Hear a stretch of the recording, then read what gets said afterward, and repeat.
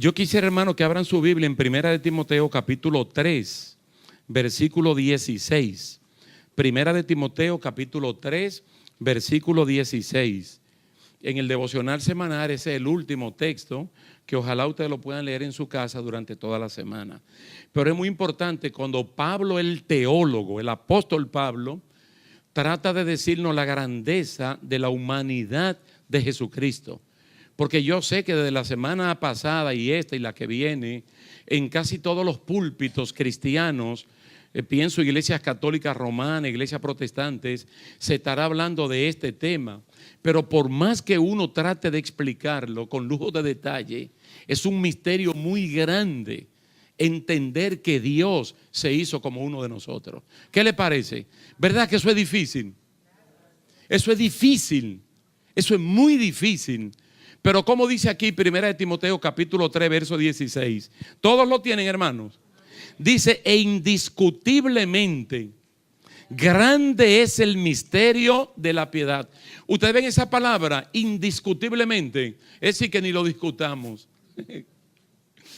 Ni siquiera no lo discutamos. Admitamos que es inmensamente grande el misterio de la piedad. ¿Y cuál es el misterio de la piedad? Dios fue manifestado en carne, justificado en el Espíritu, visto de los ángeles, predicado a los gentiles, creído en el mundo, recibido arriba en gloria. Y nosotros le agregamos a Primera de Tesalonicenses capítulo 4 del 13 en adelante, que de esa gloria donde Él está, nosotros lo estamos esperando. Amén. Pero esto es grande lo que dice aquí el apóstol. Y la prédica no está basada en este pasaje, sino que lo traigo aquí a la memoria de ustedes, hermanos, porque lo que nosotros celebramos los 365 días del año, los cristianos, es algo grande. Que Dios se haya hecho un humano para vivir en las condiciones que nosotros vivimos y conocer, no porque Él sea omnisciente, sino porque en la práctica Él ha sabido lo que un ser humano padece, como le pasó a Él. En esa misma actitud, vaya a Filipenses capítulo 2. Filipenses capítulo 2, en el boletín dice del 6 al 11, y la lectura completita del 1 al 11, primeramente tiene una parte muy motivacional para que uno cambie, mi hermano, su estilo de vida, poniendo como ejemplo la actitud de Jesús. Es decir, si Jesús hizo lo que dice Primera de Timoteo 3:16, nosotros los cristianos, los creyentes, deberíamos como reformar nuestro estilo de vida y vivirlo de acuerdo al modelo de Jesucristo. ¿Lo tienen, hermano? Filipenses 2. Dice: por tanto, si hay alguna consolación en Cristo, si algún consuelo de amor, si alguna comunión del Espíritu, si algún afecto entrañable, si alguna misericordia, completad mi gozo, sintiendo lo mismo, teniendo el mismo amor, unánimes, sintiendo una misma cosa. Hoy el pueblo cristiano llegar a sentir exactamente lo mismo, como la Santísima Trinidad, cuando se puso de acuerdo, sintió exactamente lo mismo. Que nosotros, viniendo de diferentes trasfondos, de diferentes países, de diferentes culturas, costumbres, usos, nosotros lleguemos a sentir exactamente lo mismo en estos valores espirituales que aquí se mencionan. Dice: nada hagáis por contienda o por vanagloria. Es decir, que nada de lo que yo haga, ni dentro ni fuera del evangelio, tiene que ser ni por competencia, ni para que la gloria y la honra sea mía. Y ustedes verán el gran modelo de Jesucristo. Porque el mundo nos enseña a ser competitivo. Donde nosotros venimos de las universidades, escuelas, oficios, donde quiera que sea, te enseñan para que tú seas competitivo en un mercado, que eso es lo que anda buscando. Gente competitivos. Pero que a veces se le pasa la mano a la persona y dentro de las tareas que hacen se llenan de vanagloria. Usted verá que la grandeza de Dios, la grandeza de Cristo, no hizo que los humos, como decimos popularmente, se le fueran a la cabeza. Nada por contienda, nada por vanagloria, dice antes bien con humildad, estimando cada uno a los demás como superiores a él mismo. Ustedes saben que la humildad no es sinónimo de pobreza. La humildad no es sinónimo de escasez de bienes materiales. La humildad es una cualidad que todo ser humano debería practicarlo, y es lo contrario al orgullo, a la vanagloria. Tú puedes ser la persona más destacado en cualquier área del saber, y tú puedes ser humilde, completamente humilde. Es decir, hay fenómenos del mundo empresarial que usted lo ve vestido y están aparentemente peor vestidos que cualquiera de nosotros, porque para ellos la vestimenta exterior no es lo que significa lo que ellos son. A veces hay grandísimos profesores con más de un PhD, con investigaciones y hasta ganadores de premios Nobel, y usted lo ve vestido de arriba abajo y no es tan sofisticado como a veces uno se viste. Es decir, porque no está en eso. Y todo lo que saben no es para su gloria o para su honra, sino para el servicio a algo o a alguien. Entonces, vestido de humildad, hermano, y que nosotros comencemos a vernos como que al que yo estoy mirando es superior a mí. Si lo estoy viendo como que él es superior a mí, lo miraré con respeto. Lo miraré como alguien que tiene autoridad. Lo miraré como una persona diseñado a la imagen de Dios.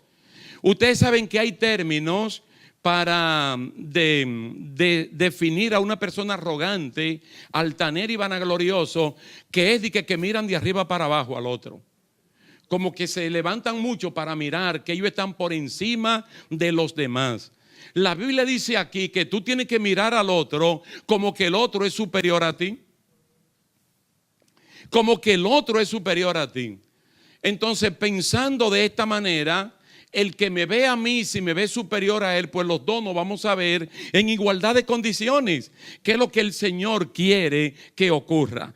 Ahora, todo eso motivacional lo dice él, para caer al versículo 5, dice: haya pues en vosotros este sentir que hubo también en Cristo Jesús. Pero ¿cuál fue el sentir que hubo en Cristo Jesús? ¿Qué fue lo que él sintió? Que a usted y a mí nos sirven ahora de ejemplo para hacer lo mismo que él hizo. Entonces el apóstol va a comenzar a describir en qué consistió su actitud de sentir lo mismo. Todos nosotros sabemos que somos criaturas de Dios, que Cristo, como el Verbo encarnado, fue que hizo, porque él era cuando dijo Dios hágase tal cosa, ese verbo era que ejecutaba. El Espíritu Santo de Dios supervisaba y todo salía de acuerdo a la voluntad de la Trinidad. Entonces, Él que nos hace a nosotros somos muy, pero muy inferiores a Él.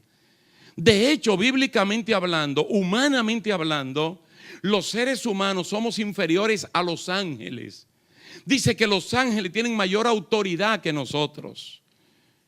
Entonces el Señor nos ve a nosotros como inferior y nosotros lo vemos a Él como superior. Siempre tiene que ser así.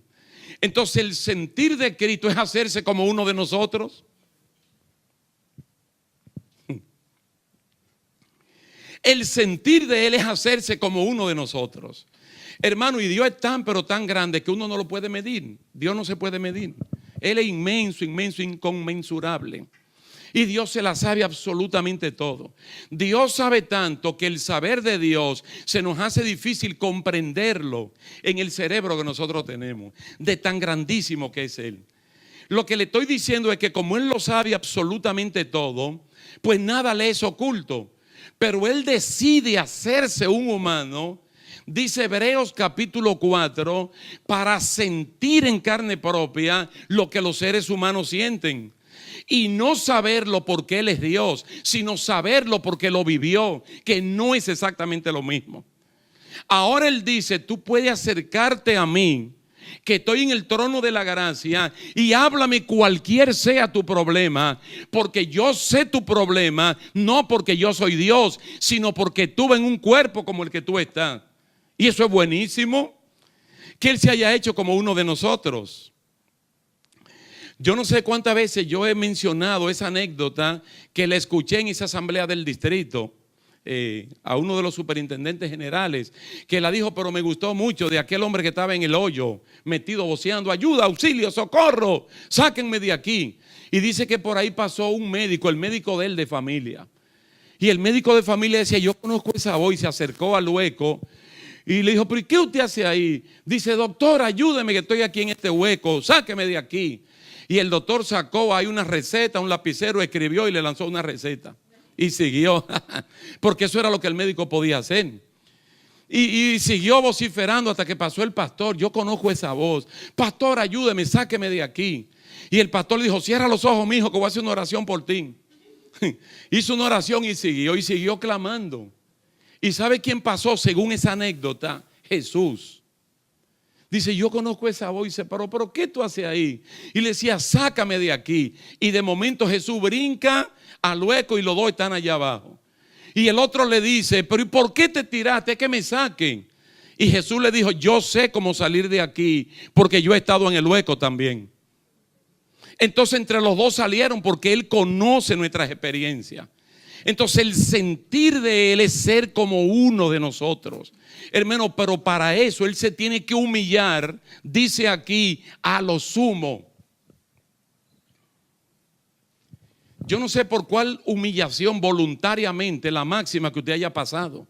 O digamos, vamos a poner la más baja, digamos en nuestra propia casa, lo que tenemos hijos, lidiar, ya usted sabe con qué, cuando los niños son chiquitos. Con lo que uno ha tenido que lidiar y atender y en el baño y allí, que uno dice, estos trabajos son como humillantes, pero esa es tu casa. Y no es tan humillante como ir a la cocina y preparar unos alimentos. O no es como ir a la habitación y descansar y ver un poco de televisión. O ir al baño y darte un buen baño. Como que aún en el mismo hogar, bregar a veces con basuras, con desechos humanos de los niños. Como que uno dice, yo no quiero meter mi mano en esto. O en el trabajo, en la misma iglesia, donde quiera que sea. Pero nada de eso se puede comparar, hermano, con este versículo 6. Dice, el cual siendo en forma de Dios, no estimó el ser igual a Dios como cosa a que aferrarse. Lo que está diciendo el apóstol teólogo Pablo es que Jesucristo, en su condición de Dios, de Emmanuel, Él tenía razones suficientes para decir que vaya Miguel, que vaya Gabriel, que vaya otro ángel. ¿Cómo yo me voy a meter en eso? Porque eso es humillante.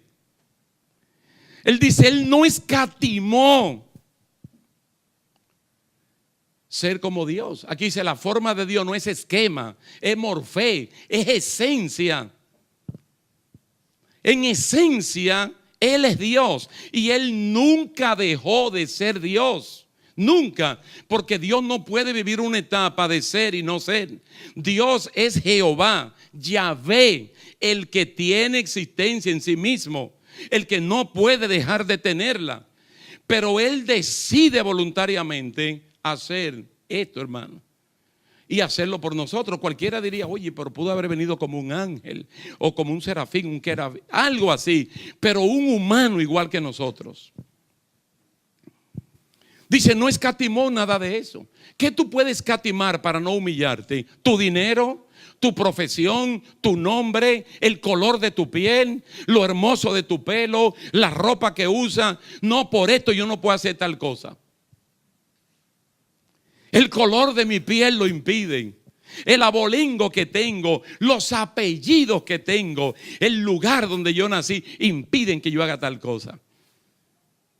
Y Jesucristo. Wow, siendo Dios, no estimó el ser igual a Dios como cosa que aferrarse. Qué precioso cuando uno puede leer el Evangelio de Juan en un tiempo como este. Especialmente el capítulo 1, desde el mismo versículo 1, en el principio, que es la misma palabra en el arjé, en el hebreo el arjé, en ese principio de Génesis, capítulo 1, en el principio creó Dios los cielos y la tierra. Juan dice, en el principio el verbo estaba con Dios, el verbo era Dios, Él estaba allí y ese verbo se concretizó, se humanizó. Se hizo un ser humano igual que nosotros. Eso es grande, hermano, grande, grande, grande. Que el Señor lo haya hecho de esta manera. Dice que Él se despojó a sí mismo, tomando forma de siervo, hecho semejante a los hombres. Durante el tiempo del estudio bíblico en la escuela dominical, bueno, el hermano dio una escuela dominical espectacular en base al mensaje del domingo pasado. Y algunas personas aportamos algo. Mi aporte fue que duele en Lucas capítulo 2 ver que ni para María, que es la que está embarazada, a punto de dar a luz, ni para el esposo, ni ya para el niño prácticamente nacido, hay un lugar en el mesón, en el hotel de Belén, y en ninguna de las casas que estaban allí, sino que él tuvo que nacer y durar un tiempecito en un pesebre. Bonito que se ven los pesebres hoy en día. Hay iglesias, hogares, que eso lo decoran, mi hermano, mira, que hasta compiten, hermosísimos se ven. Pero lleve usted eso a la realidad, 2000 años atrás, que esta mujer tiene que dar a luz en este lugar, porque simple y llanamente la sociedad del momento le cerró la puerta a una mujer con casi con 9 meses prácticamente encima. Que eso no abriera los corazones. Porque ustedes saben que en este tiempo, primero a una mujer, cuando hay hombres se le da la distinción. Si la mujer está embarazada, se le da la distinción. Si es una anciana de edad mayor, se le da la distinción. Pues allí la sociedad cerró puertas. No hubo lugar para ellos en el mesón. Y no es que simple y llanamente esto está lleno. Es que hay un hombre que le está diciendo: por favor, mi mujer está a punto de dar a luz. Por favor, mire cómo está. Mire, a ver, no, esto está lleno. Pero hable con alguien, a ver si no, aunque sea un día. Después que ella dé a luz, buscamos cualquier otro lugar por allí. No hubo. Y estaba profetizado que Jesús tenía que nacer en un pesebre. Pues no lo busque. De Génesis a Malaquías no lo busque, que eso no estaba profetizado. Él no necesariamente tenía que nacer en un pesebre. Él pudo haber nacido en el hospital de Belén. Él pudo haber nacido con una comadrona en una casa de Belén. Él pudo haber nacido en el mesón de Belén. Él pudo haber nacido en cualquier lugar que no fuera ese. Pero ¿por qué nació allí? Porque no hubo lugar para ellos. No es verdad, mi hermano, que en el corazón de la humanidad de ahora hay lugar para Dios. Hay lugar para cualquier otra cosa, comenzando con el Dios Mamón, el Dios del dinero. Y ese Dios Mamón controla y domina la persona por los 7 días de la semana. La gente no se hastía, no se cansa de trabajar, aunque la Biblia diga, trabaja solamente 6 días. Por el afán, el afán, el afán. Y de eso no se trata bíblicamente. Entonces todo lo que Jesucristo pudo haberse aferrado a eso, dice: no lo voy a tomar en cuenta. No lo voy a tomar en cuenta porque yo quiero ser uno como ellos son. Ese es el ejemplo máximo para nosotros. Se despoja, toma forma de siervo, semejante a los hombres, y estando en la condición de hombre, se sigue humillando. Porque el hecho de ya ser un ser humano ya es humillante. Y no es porque ser humano es malo. Es porque a los seres humanos lo hizo Dios. Entonces Él tiene que hacer al humano. Génesis capítulo 1 o Génesis capítulo 2, cualquiera. O Génesis capítulo 5. Entonces Dios dice: hagamos al hombre. Hagamos ahora al hombre, hagámoslo a nuestra imagen y a nuestra semejanza. Y lo vamos a hacer para que sea el Señor de las aves, Señor de los peces, Señor de los animales, y que administre la creación. Entonces el Señor viene y con sus propias manos primero diseña eso que alguna gente le llaman el muñeco o el modelo, lo que sea, y ahí lo tiene, pero algo sin vida. Sin vida, ahí está. Y Él viene y le sopla vida de su espíritu y cobra vida. Un ser humano, un antropos, un hombre y una mujer hizo el Señor. Entonces eso fue glorioso. La cúspide de la creación somos nosotros. Los seres humanos, lo último que Dios hizo fue al ser humano. En el 6º día Él hizo otras cosas, pero la última que hizo fue al ser humano, especialmente a la mujer. Entonces ahí lo coloca en el Edén y le da las órdenes de cuidar, de trabajar, de administrar Todo, incluso de no comer del árbol de la ciencia del bien y del mal. Y que ahora Dios, Él mismo, tenga que hacerse como un humano.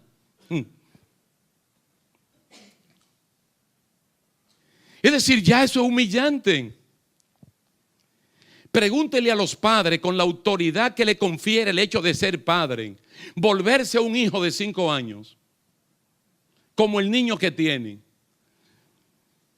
que tenga que reconocer que como padre cometió un error y decirle a su niño de 5 años, bajarse a su nivel y decirle: Juanito, discúlpame, mi hijo, discúlpame, perdóname.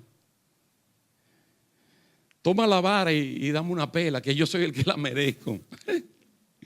Estando en la condición de hombre, dice aquí, se humilló a sí mismo, haciéndose obediente hasta la muerte, pero no cualquier muerte.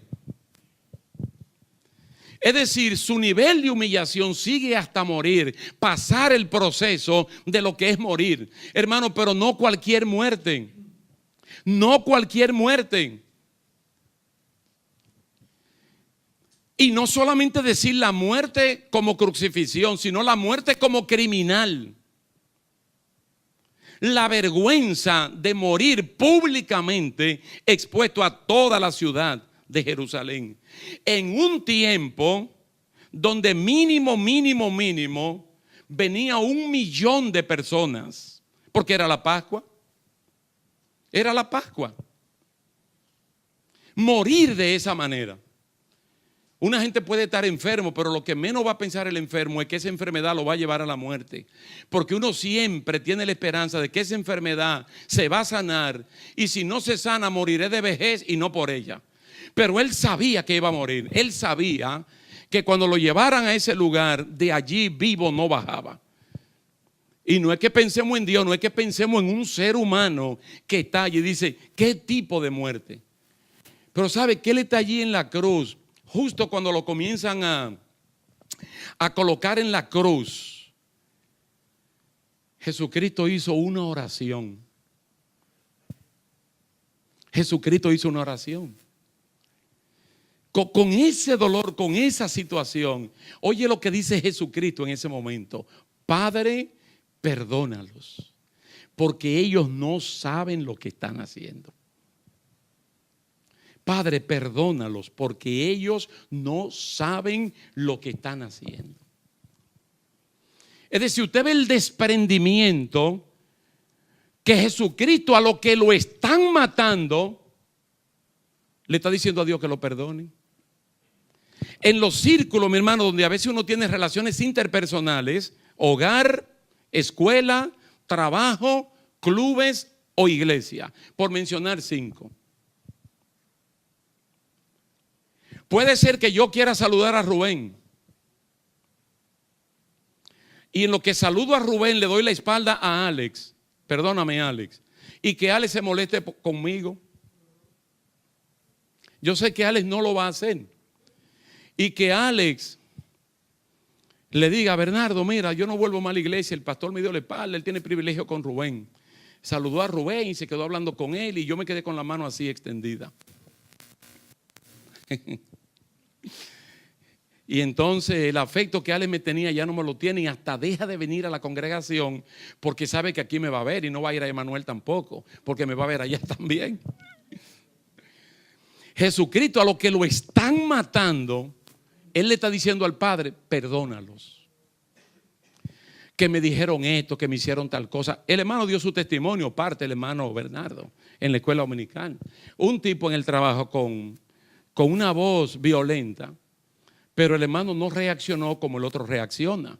Y cuando vienen los intercambios de saludo por Navidad, entonces hay un intercambio de salud de parte del hermano, un saludo saludable, se pudiera decir, sanador, donde el que no cometió el agravio está diciéndole al agraviante: perdóname, discúlpame. Y es la actitud, hermano, que dice Filipenses que nosotros debemos tener. No es buscar que yo tengo la razón, porque si yo fuera a buscar la razón, Cristo nunca se hace un humano. Él se aferra a su condición divina y allí se queda. y buscarían cualquier otro medio alternativo, secundario, mas sin embargo no lo hacen, porque lo que Él está haciendo también quiere que se quede como un ejemplo, por lo menos para los cristianos. Que si nosotros pudiéramos vivir de esta manera, uno personalmente viviera una vida más sana en términos espirituales, morales, intelectuales, en los términos de adentro de uno. Bendito sea el nombre del Señor. Entonces lo hizo hasta la muerte de cruz.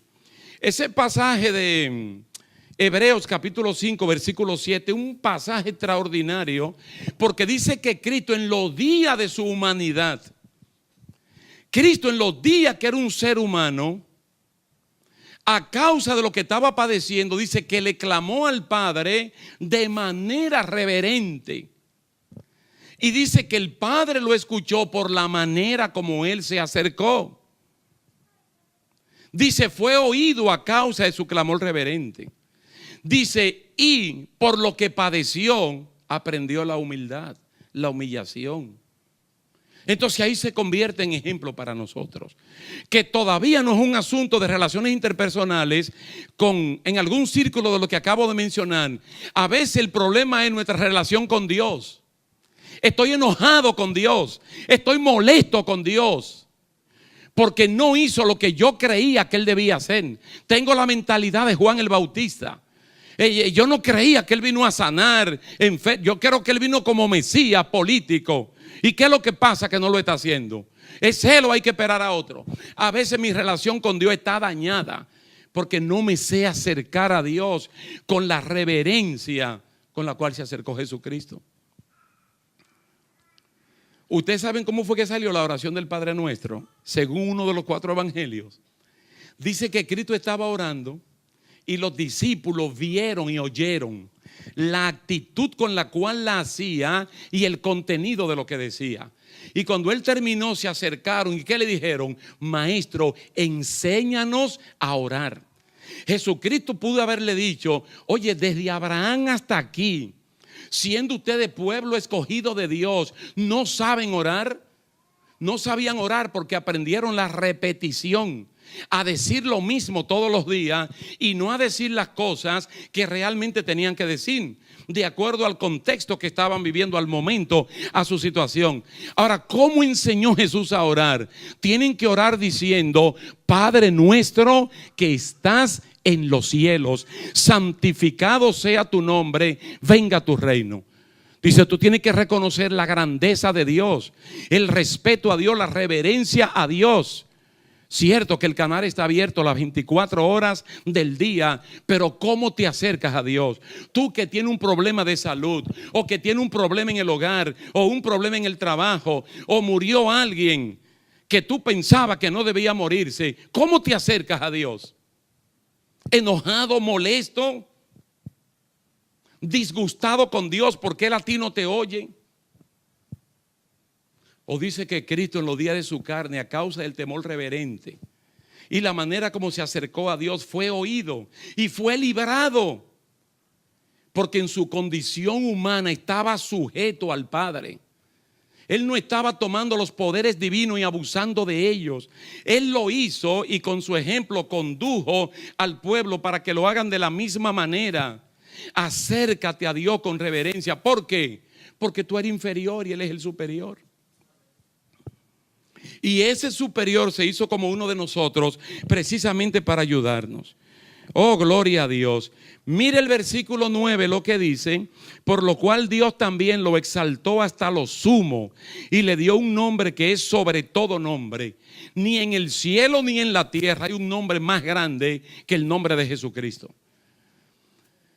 Como este tiempo toca hablar de esto, mire, cuando a José le dicen que María está embarazada, porque José se enteró ahí en el sector de Nazaret de que estaba embarazada y le dijo, ay Dios mío, me salió embarazada antes de casarme.